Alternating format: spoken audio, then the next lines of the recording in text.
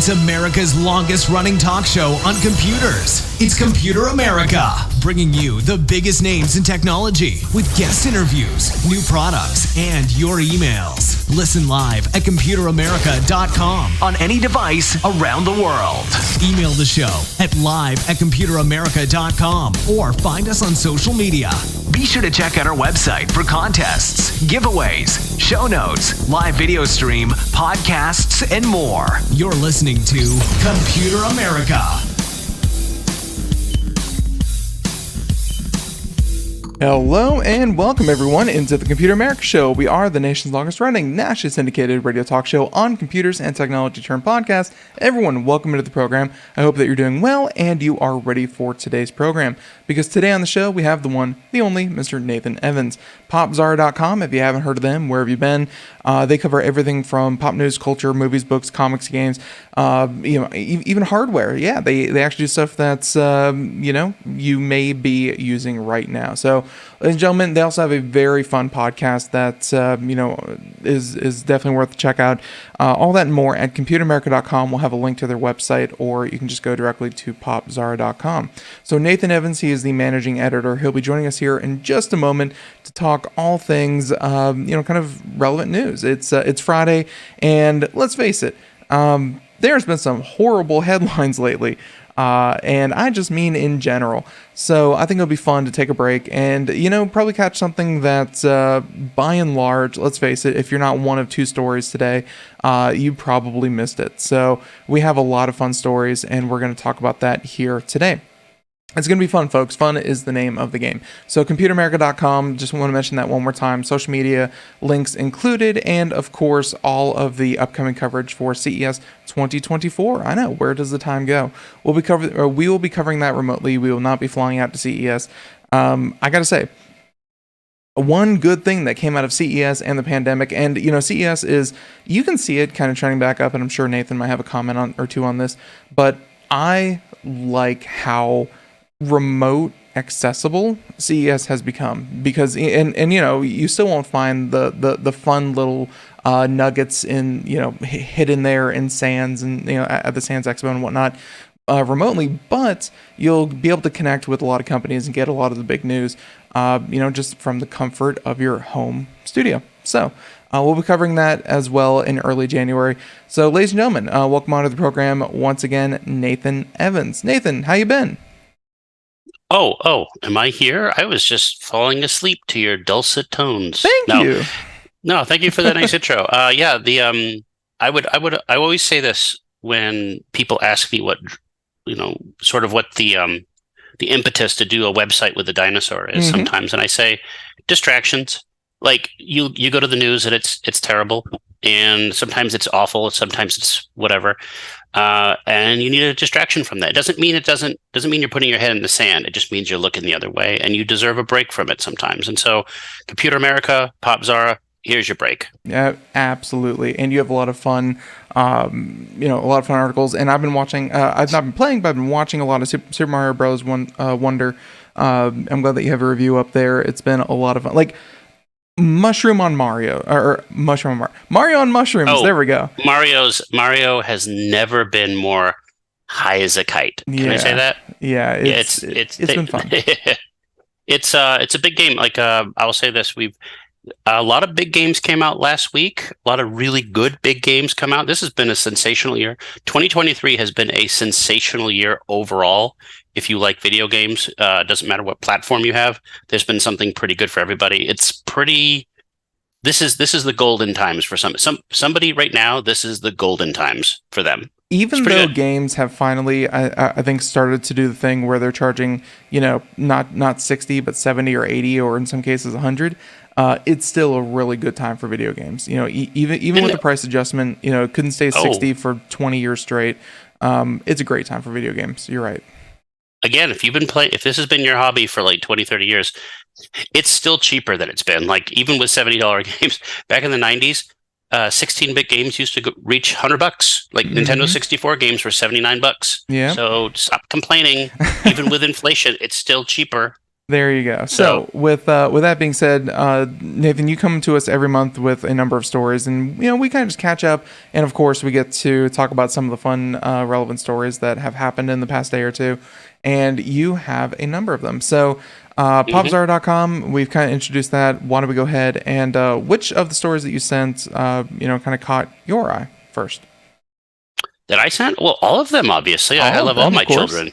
All of my children equally. I was going to say, I was going to avoid the topic, but might as well just get it out because we're having some fun. This weekish has been sort of the 1-year anniversary when Elon Musk sort of took over Twitter/X. It's not really my wheelhouse. We can talk about the news I sent you. I get that they changed the name. I'm wondering, and it's been like what, 2 months since he changed the name, or has it only been like a month? Time is dilating for me. It's been kind of a month, but it's changed the name in the sort of the way that Meta was changed from Facebook. Actually, now that you mentioned Meta, it makes a lot of sense because every time I hear about Twitter or X, it's always X, formerly known as Twitter. That's what I was going to say. It's kind of getting the Prince treatment. Exactly. It's more like Prince, where eventually it went, the artist formerly known as Prince became just Prince. Right. Well, again, I talked about this last time, but I finally did finish my review for the Walter Isaacson book for Elon Musk. Yeah. It was okay. I give it maybe a C+ out of an A if we graded things on that scale. But what's funny is that I told you with Popzara, we try to keep politics out of it. But every once in a while, you can't help but notice things. Right. In regards to journalism, I just want to bring this up. This is not a discussion topic there'll be no homework if you're listening. But I did make a mention that, Elon Musk suffers from persecution complex. A lot of people who are as famous as he is usually do, because guess what? Gasp. I know, shocking. Not everyone's going to love you. And the very people that used to love Elon Musk, they used to adulate him. Like, he's literally in the MCU. He was the inspiration for Robert Downey Jr.'s Iron Man. He was he was everywhere. I mean, we've talked about this. I was not a big fan of his a couple of years. I told you that I thought he was a scamster. I still do. But those people that loved him unconditionally because he did the things they liked now hate him relentlessly because he doesn't do the things they like. And one of the things about it, like if you go onto any tech blog today, you'll see it. Negative stories. Like this story I sent you about audio and video calls. Yeah. There's a website called Engadget, which used to be cool, and now it's a fool. They have to editorialize everything. Like if you read, I won't even send you the story. If you just type in Engadget in Twitter, you'll see like, oh, he's rolling out this that nobody wants. He's killing Twitter. Like, stop it. Just give me the story. Don't editorialize. Just give me the thing. Okay, no one wants audio and video calls on social media. Hello, WhatsApp is talking. Like, these people are so stupid and so blinded and so ignorant. I just can't stand it. But criticize if you can, but don't editorialize when you're reporting the news. Those are two different things. X is rolling out audio and video calls because why? Because everyone else has them. It definitely falls in line. And for those who are just simply listening to us, the article that we have up on the screen, X is officially rolling out audio and video calls. That's the headline. Just want to make that clear. But like, obviously, this is very much in line with his proposed direction for X, which is an everything app, right? Mm-hmm. Well, you called it a super app, which is basically the model for, China's WeChat, which is basically the WeChat, which is basically the model. Again, I have a lot of Chinese friends from China. They love it, but they also have like 5,000 other alternatives. Like, here's a little friend. If you're listening to this and you have friends from mainland China or Hong Kong, they have WeChat because you need WeChat. It's literally, you have to have it. It's how you get paid. It's how you pay people. It's how you order things. It is the app. Yes. Yeah. But they probably have a hidden folder on their phone that they might not show you unless you ask. And if you open it, it's filled with everything. It's got Twitter. It's got Line. It's got apps you've never heard of before. And why? Because they try to get around the censorship. Because WeChat, because it's centralized, it literally puts a target on you. Your driver's license is there, your health insurance is there, your bank payment's there, your insurance is there, your social credit is there. Everything is there. So it's like anything else. It's you over specialize, you breed in weakness. And when you have one app that does everything, that means you just made it a lot easier for people to keep tabs on you. And to be honest with you, Ben, we have seen sort of this creepy crawl happen in the United States very slowly. It just happens. It just happens sort of sporadically. Instead of one app keeping track where you made this one mistake, you're done. It's you see like bank accounts banning people because they post something on Twitter. You see people losing their jobs because they post something on Twitter. You know, we're almost there. The censorship, we're so close. We're getting there. It's we definitely and you know, again, not to bring the current events into things, but man, the reactions to what's happening in Israel and all that kind of thing, it's been very interesting to see the immediacy of backlash, and it's almost real time where you say an idea and you receive the feedback. And of course, you know, with a topic as vehemently contested as that, the feedback, Nathan, it seems like technology has enabled us to kind of like, it's not like you have to like, you know, you say something or you do something at the bar with your friends on Saturday and that gets back to your boss and then on Monday you're fired. You know, like even that took a few days. Now it's like, you know, bam, instant. You just, you say something, and if the reaction is within the first 15 minutes, you are, you know, It only takes a few hours, is what I'm saying. Oh, seconds sometimes. You know, it's funny about this. I want to just complete my thought because you're exactly right. For months, we've heard that when Elon Musk took over Twitter, that the amount of hate on the platform quadrupled or whatever. You know, we heard that. We didn't really hear the follow up that it was sort of a campaign to test the system, that it was sort of fake. You know, and in the aftermath of what's going on in the Middle East right now with Israel and Palestine and Hamas, you're starting to see a strange refocusing on this, where it turns out, I know, shocking again, gasp, there's hatred on all these platforms. The problem is that we become so monocularly focused on one platform because we don't like the man who runs it, that we sort of neglect all of that same stuff happening on Facebook or especially Instagram or on wherever. Like, it's happening all over the place. It turns out that because we don't have sort of a press that has our best interests, that we lose focus on what's actually happening. It's not that we're enabling hatred because of free speech. It's that some hate speech is tolerated more than others.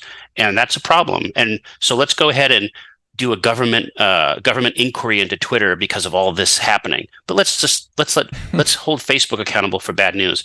See, the problem is that we're not really focusing on anything. And we shouldn't be surprised as a culture when nastiness pops up on all these platforms, because we're not evaluating it fairly. Right. And I've always had a problem with that. And because, like I said, going back to the story, this is a long way around. Going back to the story of audio and video on Twitter, these are feature parodies. Like there's other stories I could have sent you about threads from Facebook or Meta. It's getting polls, and it's getting polls. But is Threads out of beta yet? I know they released it, but is it really out of beta?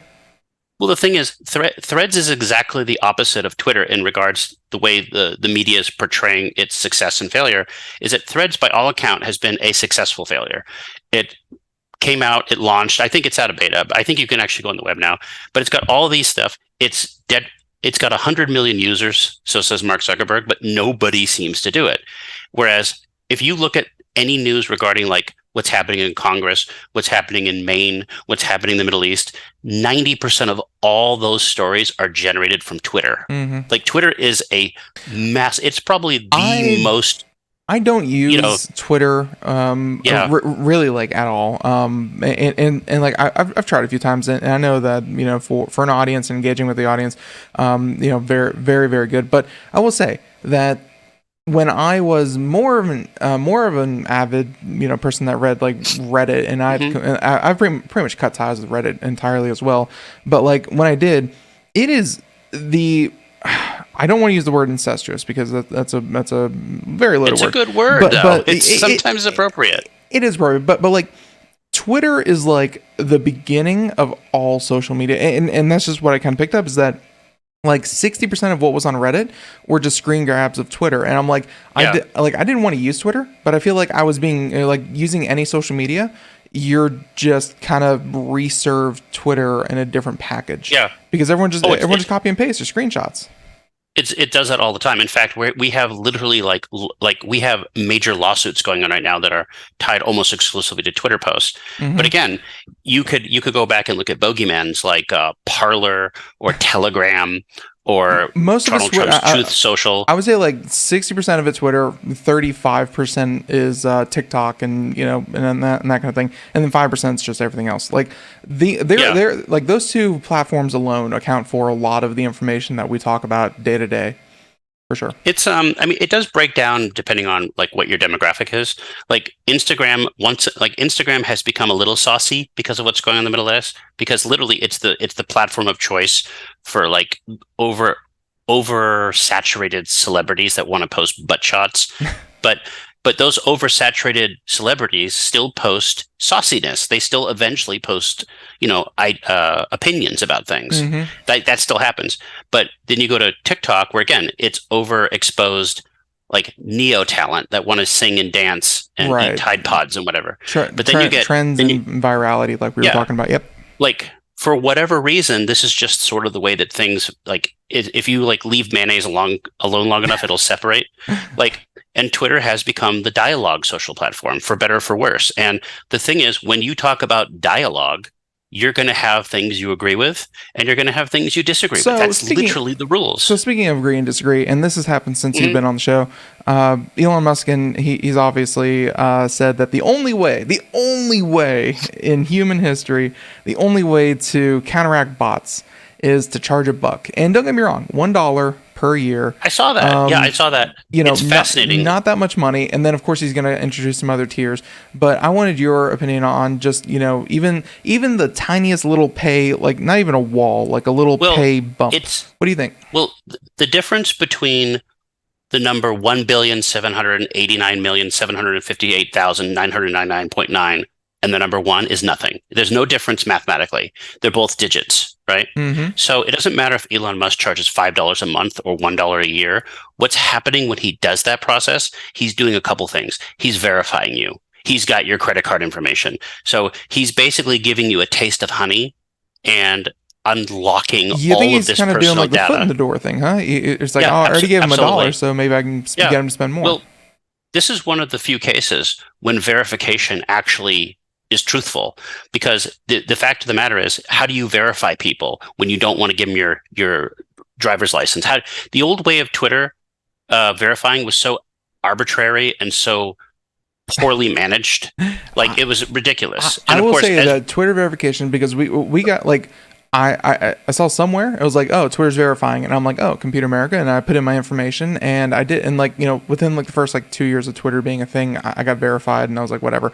And then I saw people were like drooling after the check mark, and I'm like, it took like 2 minutes, and I did that like 8 years ago. Like, why are people drooling after the check mark? Like, I don't even know how it was done. Because it was like I said, haphazardly applied. Again, as Twitter became more and more successful, it became pretty obvious that your verification status would be based on whether they liked you or not. That was it. And you see this sort of thing happen with all these programs like YouTube or whatever. Oh, you could be on YouTube making great videos and getting millions of hits for years, but if you're a Hollywood celebrity, not only do you get verified the same day, but you get promoted the same day, because that's how it works. We talked about this before the show. You're popular because you're popular, and you're more popular because you were popular. Eventually, though, if you don't have product, like I'll just say it, Harry and Meghan, right? If there's nothing there, then you could pay them $20 million. You could give them every damn resource possible. It's not going to make content happen if there's nothing there. Right. What a foolish expenditure that was. But going back to Twitter, no. So what Musk is doing, he's basically compromising in a way that actually makes sense. It's really hard to argue that $1 a year is expensive. I'm sorry, it's hard to argue. But if he can verify people and get rid of bots and everything, that's pretty brilliant. But again, he didn't just make this up. He had to get there by making a lot of mistakes. He had to open up the verification to everybody.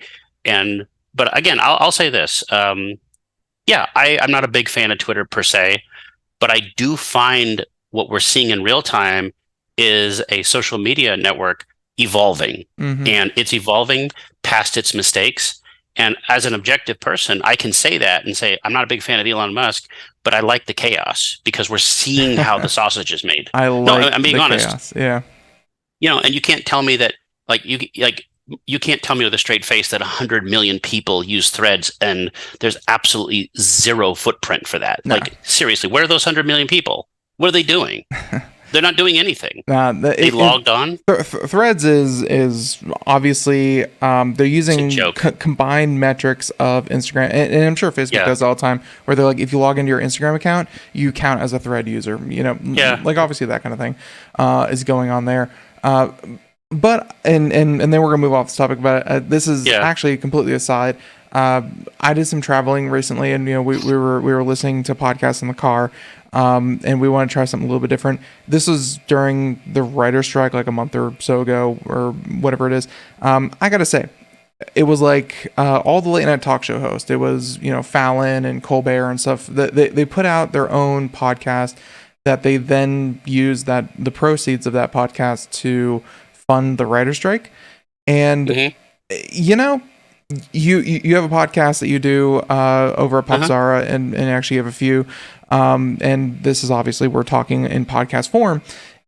That was perhaps the most dreadful. I only made about 20 minutes because they introduced the show. Nobody listened to it. They introduced the show, and they all plugged their stuff at the very beginning. I was like 20 minutes in. They hadn't said a thing other than go buy this thing, go look at this thing. Yeah. Like, there was no humanity in it. And like, I know, and like Colbert alone should have plenty of humanity. And I know that Fallon has a personality beyond the talk show. Like, all of those guys, and I think Conan was on there as well. Like, they all are so funny. Like, I feel like as people, they are funny people, but put them all together and make them just read what they're up to and how they're trying to fund this thing. It was hard to listen to, and I just had to turn it off. Well, it was also facetious and dishonest. You see, they have all these people that are first of all, Colbert, Conan, Fallon, they're rich. They have lots of money. They are not suffering. They're very successful. So what they're doing is they're basically saying, "Oh, we're part." That's the whole solidarity thing. We're part of you. We're part of you. We're going to do this. So you go. I didn't see them on the picket lines. I didn't see them out there doing anything like that. They can't stop because they have brand management. They have to keep themselves in the news. Meanwhile, but these actors who are out there picketing, they're not allowed to do that. Literally, they've been sanctioned. If you can't promote your movie, you can't promote your thing because you will get sanctioned and canceled. Like Drew Barrymore tried to put her show out, right? All her writers quit and everything. So she can't do that. But these narcissists can go out there and create something and they don't need to. They literally have enough money.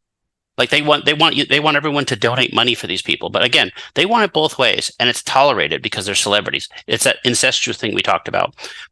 If popular the product was entertainers good, who don't need money. If it were entertaining, I would have given it more leeway. But I was gonna say it was not fun to listen to. That was my only point. Yeah. To be honest with you, I don't think those people are fun to listen to on a good day because they're all funny people who forgot. Like back in the 1800s, they're all sanitized, and for good reason. You have to be sanitized to be on the Tonight Show and stuff like that. But I'll tell you. Well, it didn't used to be like that. Johnny Carson could do what he did, and everybody was entertained. David Letterman at some point was like that. Conan O'Brien. Who's the Irish guy? The Scottish guy. Craig Ferguson. Craig Ferguson. These were funny people that could do it all the time. But the problem is, again, they've all got the same talking points, the same notes. So instead of being funny, like the writer's strike was over, and Saturday Night Live came back on, and it's been off for like 3 months. Blissful. Thank you. But it came back on, and what did they talk about? All this stuff happening in the world? Donald Trump. It's like, can't quit it, right? Yeah. So it's like maybe you should have been striking longer until you found more material. But what I mean is that, you have all this stuff, and it's just so unfair.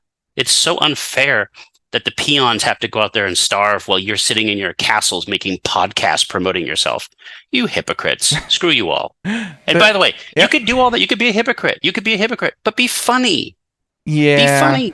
Yeah. But there's a lot with that. So with that being said, we have other stories, and I wanted to touch on one real quick because I actually read a very good article by the BBC about Microsoft Word, and you included it. So I think a lot of people think that obviously Windows 95 was when it really hit kind of like the mainstream, and of course you have Windows DOS, 3.1 whatever, that was very, very popular as well. But I would say like obviously the mid 90s and early 2000s was when most households got their first computer. Before that, it was a thing, it was a fad, it was a fashion, and then it became mainstream.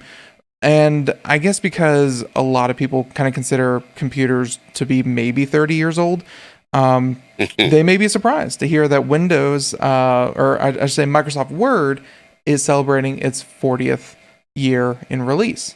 And honestly, the number 40 kind of surprised me as well. What caught your eye about this, about word processors being 40 years old?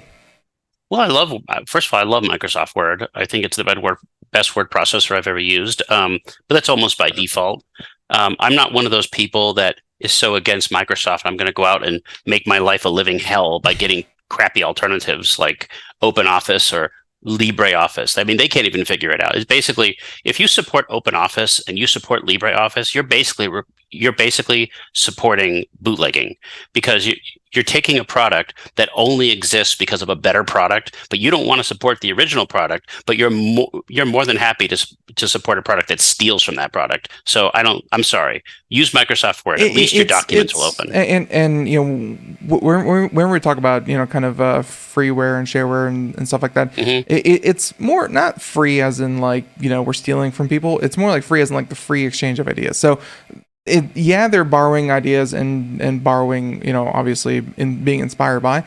They're taking ideas from Microsoft, but the whole point is it's open source, and that's the more important delineation. Well, not so much free or paid for. But you see what happens though. But they can't even agree on that. Like eventually, the Open Office project splintered into different things because they all had different. Like Sun, something like that. And you know who came in? Google Docs came in and said, you know what? We can do it. We are a for-profit product, yet we're giving it to you. Like, use it away. And I'll be honest with you, it's kind of me, Ben. I love Microsoft Word. I rarely use it. Like, it's on my desktop. I have it installed. I have an Office 365 subscription because obviously I do because of Popzara. But but see, that's the thing. I don't know how much this is true. I trust Microsoft because Microsoft is so on the nose about this stuff. Like Microsoft Word is so advanced. It is so much more advanced than Google Docs or anything. But I don't need all that, right? Excel, by the way, no birthday for Excel. That's a couple more years away. But it's the best spreadsheet. Right, but I don't need all those features. So my wife uses that like daily for her job, and like it is like another language seeing her use Excel. Excel is a power tool or a power user's it's best really friend. Powerful. Yeah, it is so powerful. You can play Doom in Excel. Like yes, Excel, I've seen that. They've got you can watch movies in Excel. They've done amazing things, But the fact of the matter, did you know Microsoft finally killed off WordPad this year? It's gone. They killed it off. Now it's like Notepad plus or whatever, or Notepad whatever. Yeah, but I mean, like, they understand that the product is no longer viable. And by the way, WordPad and Microsoft Word were kind of interchangeable for a long time. People didn't realize they were different products. But try saving an RTF file over a .doc or a .docx. Yeah. Screw you. Yeah, but no, Microsoft changed the game. I got to tell you right now, Office was the killer. Like, Office was and remains to the most the killer. It's also the program that was the wedge between Bill Gates and Steve Jobs. Because Microsoft was invited to create the program for Macintosh and all this, and they took advantage and basically bootlegged whatever Mac OS was called back then and created Windows. But it's a great program. Regardless of its beginnings, I think we've all used it. I got to tell you something, personal anecdote. When I got my first actual computer, not Commodore 64, not a Tandy, not a VIC-20, not any of that crap.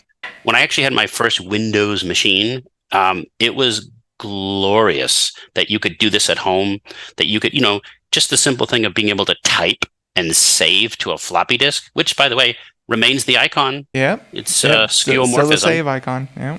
Don't even use floppies, but we still have the icon.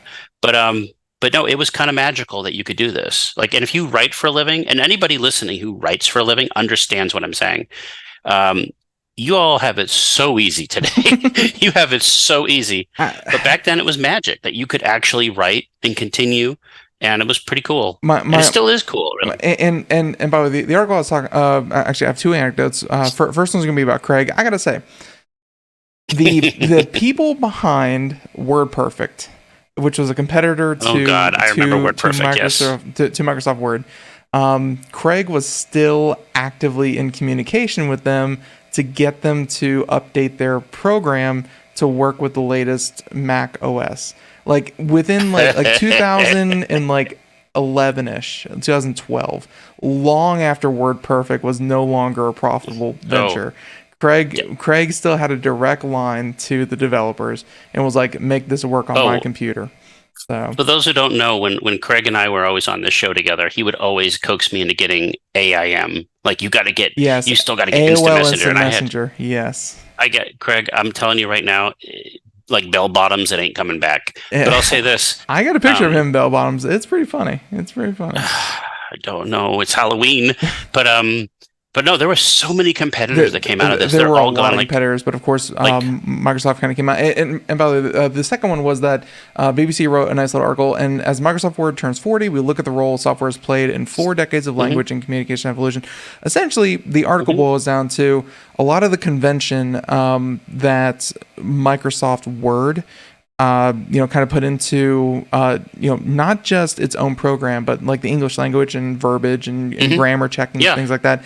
Because Microsoft and computers were, had such an influence on the business world, the reason, and not the only reason, it is kind of a simplification, but one of the reasons English became the language of choice for business in the world was because Microsoft Word was an English program from America. A lot of other countries. A lot of it was French. Yeah. But like so many countries had to learn to speak English to use Microsoft Word and use Microsoft products, and then the way that they would talk. I mean, and of course the grammar and the grammar checking, that all trickled down into how we talk even today. So Microsoft Word had a huge impact on English being so dominant.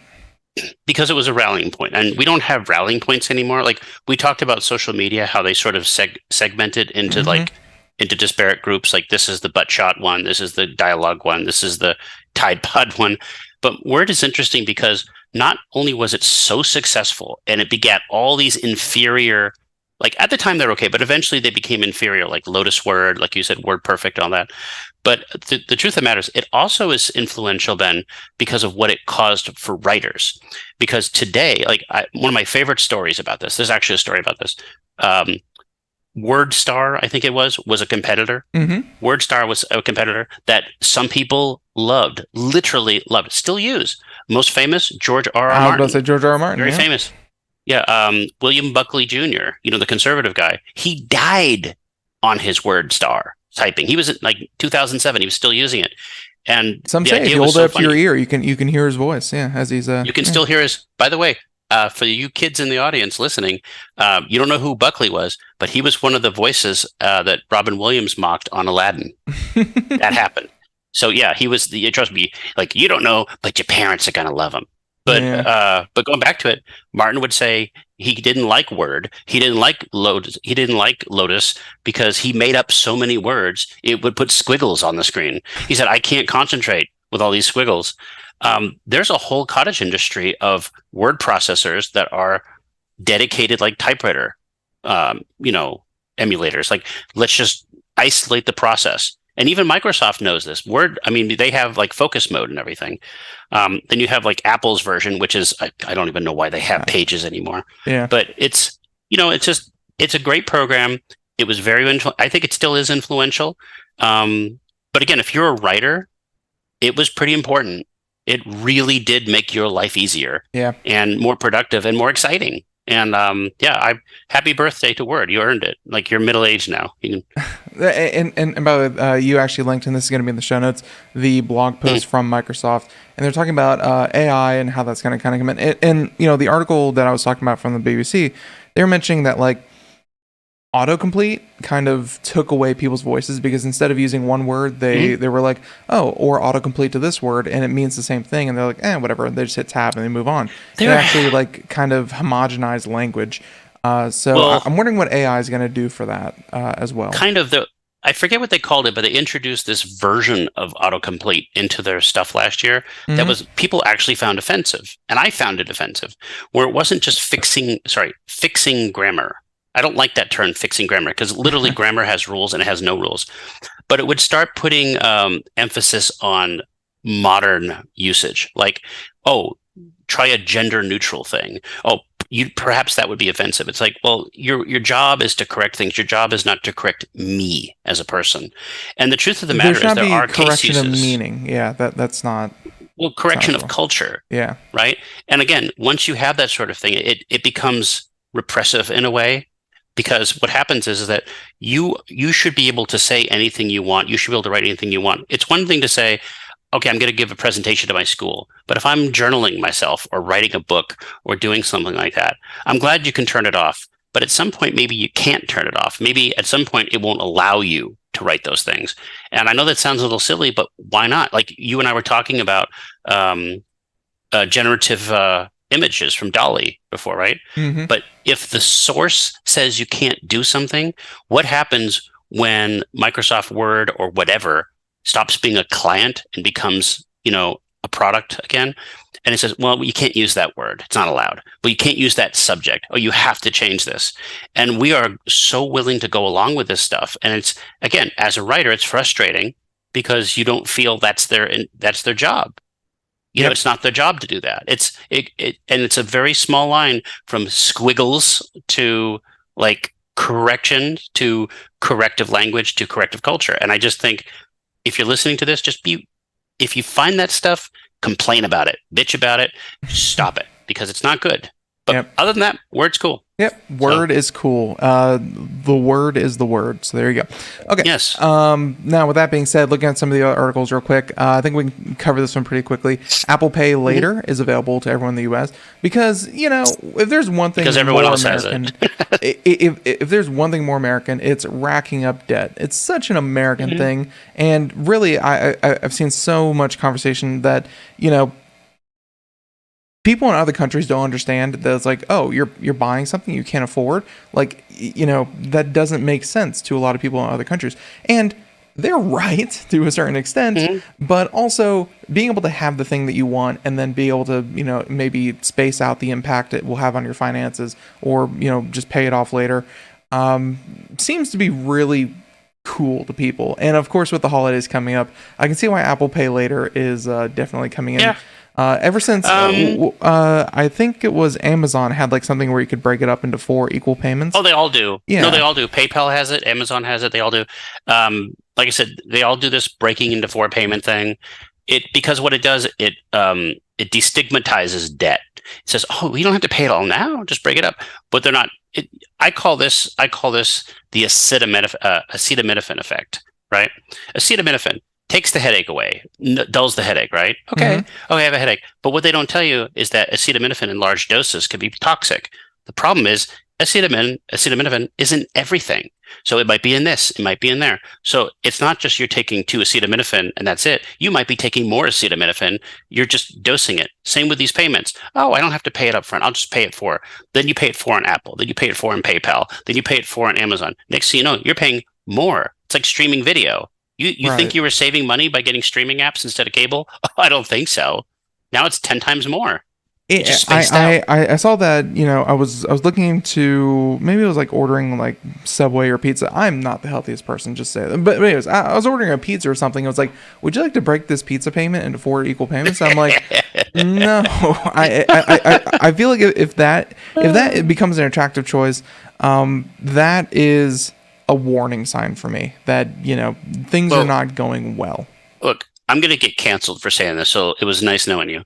But anybody who's ever been poor and lived in a poor neighborhood knows exactly what this is. This is Rent-A-Center. This is errands. This is, you can't afford that couch? Come on in. You can rent this couch. Predatory? Just pay a little bit up front. Yeah, predatory. And it's like, oh, and so that $250 couch becomes $1,000. Why? Because you can just break up the payments, right? Or you get a car. Oh, no credit, no problem. That's what this is. This is predatory behavior for reckless rich people who think they are better than poor people. It's like people who shop at Target instead of Walmart because Target's so much better, right? Same crap from China. but it's like it makes you feel better. It makes you feel you're still in debt. You're still bad with money. You're still buying crap you don't need. Like, this is why you're so in debt. You know what? This is why you can't pay your college loans back, because you're breaking up pizza orders and you're buying Xboxes and PlayStations you don't need and you don't play anyway because you're too busy buying new stuff. This is ridiculous, but it's your money. Use it when you need to, say J.G. Wentworth. Mm-hmm. And so, I don't know. It's just, I find it ridiculous because they want to do it and they say, oh, it's no impact on your credit, whatever. But again, maybe if you need it for something, okay, I don't have $100 now, but I need this medicine or something. Right. That's different. But it's not medicine. It's pizza. It's Xbox. It's garbage. It's movie theater tickets. I feel like all these things are letting people, and the user response is going to be pretty positive. I get the thing that I want, and I pay, and I supposedly pay less money, or obviously up front you pay less money. Overall, you're supposed to pay the same. This is going to have a massive blowback, and it's going to come to a head. But I understand why Apple is doing it, because everyone is. Well, Apple's doing it because this is Apple now. Like, Apple now in 2023 does whatever anybody else is doing. Let's just be honest here. Like, there's going to be an Apple show, a scary show. When is that scary thing happening? Like, next week? Yeah, have you seen it?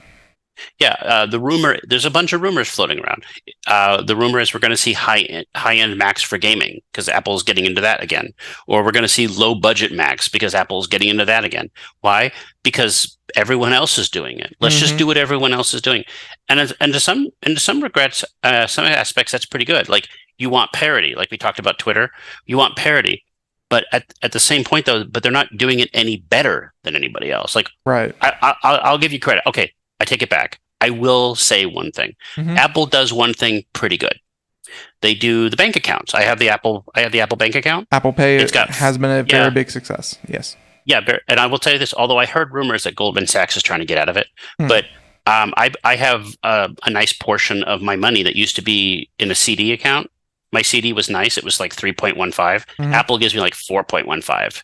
And it's like, okay, that's just a better use of my money. And it's backed with FDIC. So yeah, that's pretty cool. I think PayPal has one too, but nobody uses it. So yeah, so just be careful with your money, people. Yeah. Just be careful, please, because you want more of it. So that's all I'm saying. Yeah, tech companies aren't really on the side of making, or kind of making less money. So these things aren't always, exactly doing it. You think they're not charities? Yeah. so there you go. And by the way, this article is from Engadget. You mentioned Engadget earlier in the program, and a complete aside. Whenever I open Engadget, as much as even a couple weeks ago. You'd always see one name on the list of authors that, you kind of go through. And I don't know if you have picked up on his name, because I'm sure that you have frequented Engadget over the years. John Fingus. And, he, I don't know if he's an AI or something, which I think he's a real person. He wrote prolifically. He wrote like 6 articles a day for Engadget. Yeah, just found out he actually retired from Engadget. He's a former reporter for Engadget. So. Well, he probably didn't jump to conclusion and hate things like all the new editors do. I've been reading Engadget for a long time. I've actually had friends from there. In fact, we've had editors vacillate between them. I've actually had some Popzara people over there. But again, it's okay to editorialize in an opinion piece. I just wish that the news themselves remained more pure, because it can be really tempting to sort of editorialize something when you don't know everything. And there's been a lot of huzzas, like even on Engadget today, there's an article about all the stuff they got wrong when they jumped to conclusion about Musk. And it's not Musk in general. I don't care who it is. Just there's enough bullcrap out there. Just please be a little professional. Please. And really that's why I like John Fingus, was he always, kind of laid out his articles. And I'm sure his formula was why he wrote so much, was he kind of just wrote, a pretty good summary of their current events, how it has related to past stories, and a little bit of context if you needed it. And that was kind of his formula, and his articles were always, very fun and very informative to read. They were very, kind of quick. So I'll just say this. I would bet all the money that I have in my Apple Pay account that none of these tech websites value objectivity. Like, I don't see any evidence of it. if there's any objectivity, it's sort of a byproduct of mea culpas, if that makes any sense. But I say that again. I guess I could say that about most journalism. Yeah, and to that point, that's why you have to find sources that you like. You have to find sources that, it's not even like sources that are objective, because, like you said, good luck finding that. You have to find sources that you are going to at least try to do their best. It's not just sources that you agree with; it's sources that you like. And hopefully you like them for the reasons of they give you a good, clear understanding of whatever you're reading about. So I would just say it's that. Funny. I was looking up John Fingus right now because I've seen him before. He only exists online in one place now. Yep. Twitter. Yep. That's it. Well, so there you go. That's it. Just I've always enjoyed his work, and I hope the best for him. So there you go. Okay, so that aside, let's go ahead and talk about two more things. Well, three more. Oh, we'll kind of wrap up with the third thing, but two more stories. First one, Spider-Man 2. I was kind of looking at this, and my impression was this is the same game that was released on the PlayStation 2, which in a lot of ways the gameplay is, but I gotta admit, man. Do you have a PS5? I do not have a PS5. No, right. I've always been more of an Xbox. Which now I'm a PC gamer, so here we are. But this will come to PC. Like all the Spider-Man PlayStation games have come to PC. Although that new PS5 Slims looks pretty good. Mm-hmm. I'm not gonna lie. Like I was waiting for. I couldn't do the big boy. I mean, we have access to one, of course, with the website, but I need my consoles to fit in my entertainment system. That one would not fit without burning up. Yeah. I'll say this. The headline that I sent you has been retracted. The numbers are wrong. There's been a lot of, again, mea culpas on this. I only did this to illustrate something, that Sony and Microsoft used to play this pissing match with best-selling, most numbers, biggest entertainment block. You don't see that anymore because it doesn't happen anymore. The PlayStation 5 and the Switch, in the same story, have been remarkable in being able to sell exclusive games. Remarkable, like absolutely astonishing. I've never seen such a thing. Like Switch games sell in the millions, PlayStation games sell in the million. Microsoft has stumbled quite a bit, so that's why you don't see those headlines. But the PlayStation Spider-Man, technically this is Spider-Man 3 if you're thinking about it. Even to that note, Microsoft did just release a number about Minecraft, selling even more copies. Like even Microsoft gets into it when they can. But see, that's a little different because Minecraft is multi-platform, and if you actually look at like the numbers, like Minecraft sells better on non-Microsoft hardware. Like this generation, the Switch, every company version has been in it, when they can. True, but the problem is when you're selling an exclusive console, when you're selling a home video game console, you're not just selling the console; you're selling the idea that this is a platform that can make you money. So two things: make your game exclusive for my console. Right? I have enough numbers, we can sell it. But that doesn't really happen anymore. It just doesn't work. Or here's a braggadocio for my stockholders. Like this justifies while we're still in the console business. Like PlayStation, Sony is justifying why they still make consoles. Because you can have this game come out and it be limited access on this hardware only, and it can sell millions. Like that's impressive today. That's impressive. Same with Nintendo. Doesn't happen on Microsoft, but I don't think Microsoft cares. Like I think they like spreading it out. They like having Game Pass. They like having Xbox. And also, let's face it, Microsoft kind of went through the ringer in the past couple of months because they bought Activision Activision Blizzard King. So they're kind of like, and everyone was, and all the regulators were like, it's going to be, exclusive. And Microsoft's like, no, everybody gets this stuff. So, now they kind of have to. So turned out that wasn't true. Like Microsoft lied, but you're not playing Starfield on your PlayStation. So, but the truth is that consoles are vibrant. They sell well. Like I mentioned Spider-Man. It doesn't matter if it's the fastest selling. It's nowhere near the fastest selling, but it sold a lot. And Super Mario Wonder on the Switch sold a lot. Like it's a great time. And this is going to be a really interesting holiday season because there's a lot more stuff coming out and a lot of people get gift cards and it's time for Christmas. Like you said at the beginning, this has been a wonderful time for for video games. For good games. Yeah. For good games. Like there's almost no bad games. Like there are mediocre ones, but even they have their value. People, some people like it, some people don't, but no one really hates it. It's not like Redfall. It's Skyrim in space, really. That's it's what not it is. Gollum. Can I say that? It's not Gollum. It's not like Gollum. There you go. Reversely hated. But I will say this: haven't played Spider-Man myself. Corey Gallagher reviewed that, and he liked it. Have played Mario, and I've been watching some of my other editors bought it for their friends and everything. It's pretty wild. It's worth it if you have a Switch. Yeah, I can say right now you won't be disappointed with Mario, but you might feel like you're having like an acid flashback. Yes. Some of the ways that they kind of take the Mario formula and then like using the vine as a grappling hook, for instance, little stuff like that is fun. It's very fun. I'll just say this: there has been no singular use of synergy with brand and craziness than having Mario turn into an elephant. Yes, the elephants are fun. With Elephant Peach as well. Yes, it's with bloomers, by the way. But it's just like you see this, and you don't need it explained. You don't need a story. You just say, "Well, it's Mario. Of course, he's an elephant now." It just makes sense. It's like it makes sense because it doesn't make sense. Because if it did make sense, then it wouldn't make sense. So you just go with it. And you know what? That's video games for you. They don't have to make any sense. Yep. So there you go. And we're gonna kind of move on from that one pretty quick because we're gonna aim for under an hour. So we'll see. Now, with that being said, Microsoft CEO admits giving up on Windows Phone was one of the hardest decisions he had to make. And I just saw a different article. I'm sure it's unrelated. I saw this. The Microsoft Windows Phone was like the one device that YouTube cannot serve ads to. So if you still have and you still use somehow miraculously the Windows Phone, if you browse YouTube, you will not get ads. So, who's the real winner in all this?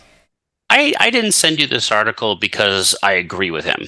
I sent you this article because this man has learned nothing from his mistakes. There is a quote in this article that is should be worrisome to Microsoft shareholders. Did you see this? Did you read this article from Business Insider? I'll read you the quote because it's so funny. It says Nadella, right? That's the new head of Microsoft. He says, in retrospect, I think there could have been ways we could have made it work by perhaps reinventing the category of computing between PC, tablets, and phones. Oh, really? That's all it would have taken. Let's just reinvent the category. No. Yeah. No. Which is so weird because like that did happen. It's just Apple did it 3 years before you.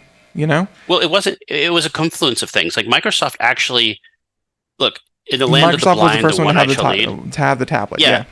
They had an ecosystem. They literally were the biggest at one point. They had 75% of the market, but it's a very different market. That's like being like the king of Libya, during a war. It's like you don't want that. They laughed off the iPhone. They laughed off the app system. They laughed like literally Steve Ballmer laughed at it. They didn't think of it as a threat. So these people had no concept of what was coming. Maybe they just knew that the Zune was coming, and it was a nil issue.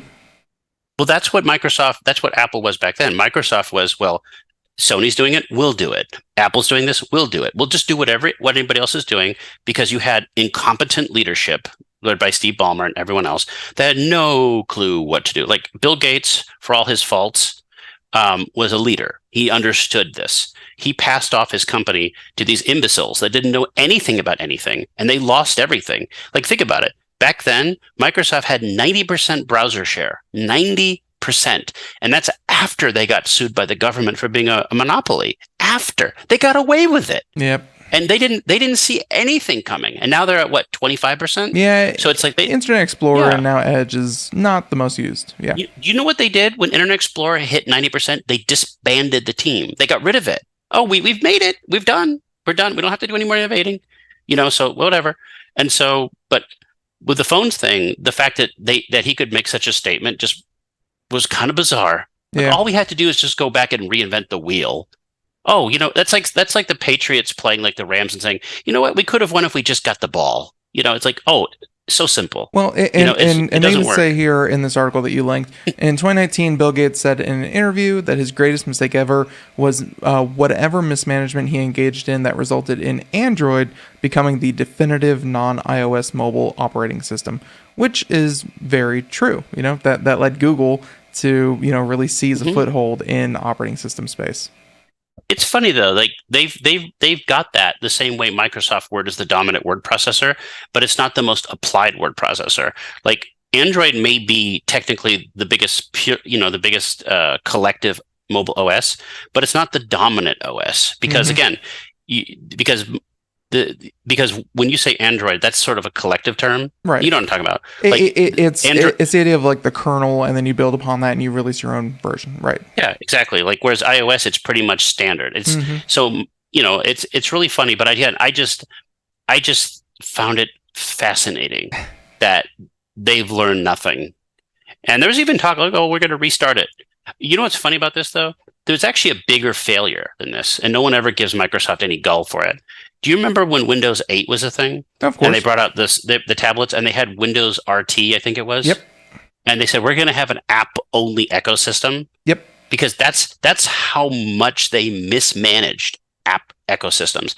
And you know what I mean? And they said that everyone's home PC needs to be as usable as a cell phone. And boy, were they wrong.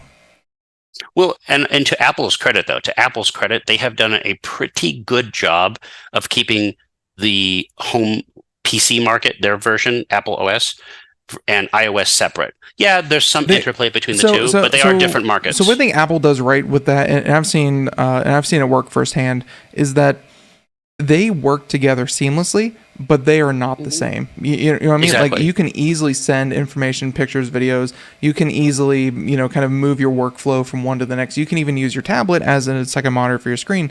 They are not the same, though. No one's going to say, "Oh, am I on my phone or am I on my PC?" They work together, but they're not the same. Steve Jobs, before he passed away, he had this really interesting metaphor called cars and trucks.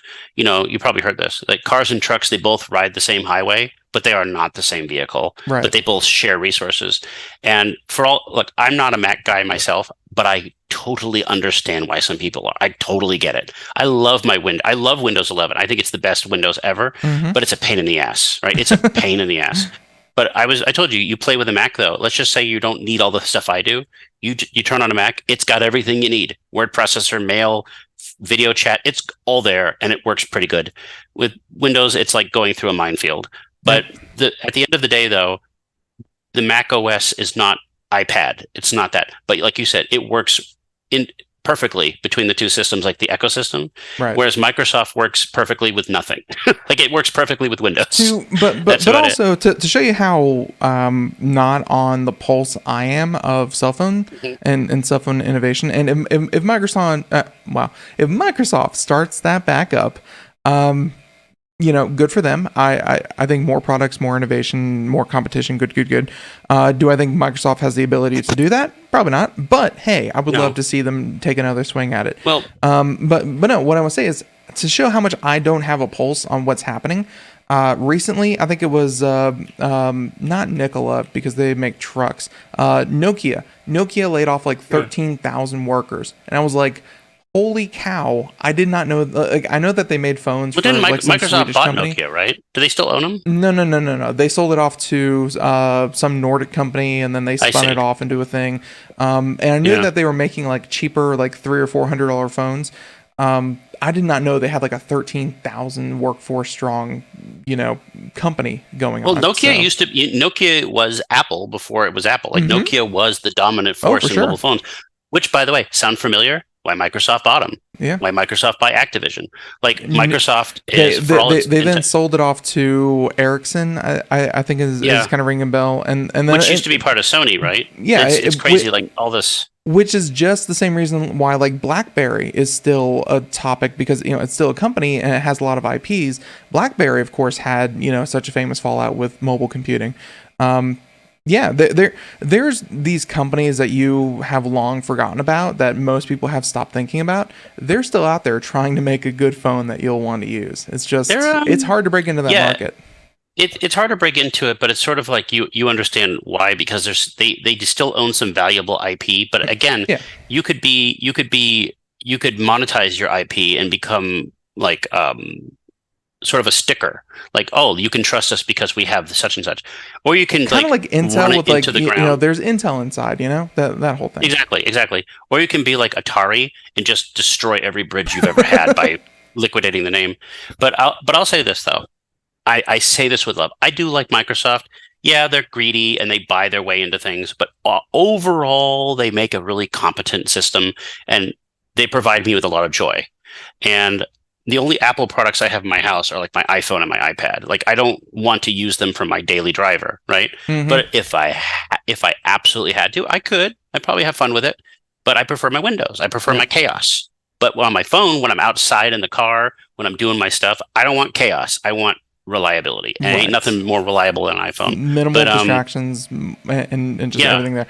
Exactly. It just works. Yep. It just works. So with that being said, that's about all the topics that we have, which I think was a very, very fun conversation, all the twists and turns it took. We're going to wrap up with movie time, and you have a podcast out. This is obviously today is the 27th, just for a spoiler for everyone.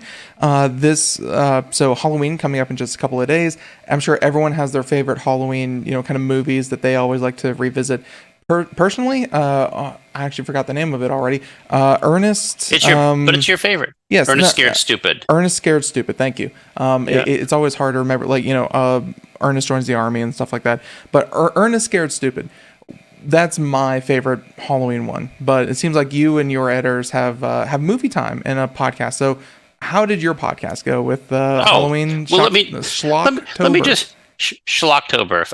Last year it was Shocktober. So, spoiler: none of these movies are our favorites. So we decided to scrape the barrel, and it was just Ethan and I had a little fun with this. So we decided let's take some crap that we like, because you don't have to be a good movie to be a fun movie. And so we picked out 4 movies, 2 that I'd seen before, and 4 that he had never seen any of these before. And so this was kind of it was like watching a baby emerge from the chrysalis, for Ethan. But we picked 4 movies that I would consider you would call like high concept, low budget. Mm-hmm. I won't tell you which one's my favorite. You'll have to listen. But we have a little surprise on there. We have a Hollywood celebrity saying hello. We did our thing. We had a lot of fun last year with it. We had a lot of fun this year. It's just it's fun. You get to talk about crap, and I'll be honest with you. I'll be straight up with you. It's much more fun to talk about crappy movies than it is good movies. Like no one's sitting there going, "Hey man, you want to talk about Terms of Endearment?" Yeah, beaches. No, look at that. That's a movie. On that picture you're looking at, if you're listening at home, there's a collage. The first picture is from a movie called Street Trash. Street Trash is a movie about bums who commit crimes, drink this alcohol, and it melts you. And the marquee one is a guy who gets melted down a toilet. And it does. He does. They're remaking it next year. There's a new Street Trash coming out next year. Middle one is and Troll. They said Hollywood was creatively void and bankrupt. No, Ben, there's actually a genre called melt movies where characters melt. There's a remake of Toxic Avenger coming out. Did you see the trailer? I have not, no. Yeah, they're remaking Toxic Avenger. The middle one is Troll. Not Troll 2, not the most famous bad movie ever. No, but the original Troll, which has nothing to do with Troll 2. Better movie. One of my favorites. And the third one, you'll never guess from that picture, but that's Leprechaun 4 in Space. I was about to say, where's Leprechaun? And okay, so there you go. Because in Leprechaun 4 in Space, one of the characters transforms into a giant spider scorpion mad scientist. Yes, that's why we picked it, because it's stupid. It's stupid. And you know what? It's amazing. Did you sit down and watch these, or did you get like the cliff notes and you kind of got like No, I watched everyone. I can quote I can quote every movie on here, like, because I told you it's more fun talking about this. But I'll say this. Here's a little fun fact. The middle one, Troll. Yeah. Cinematic debut of Julia Louis-Dreyfus, who just years later would become. Yeah, go figure. They all slum it. All those stars slummed it back in the 80s. Mm-hmm. But I'll say this. Final thought on this. Leprechaun is 90s, so it doesn't count.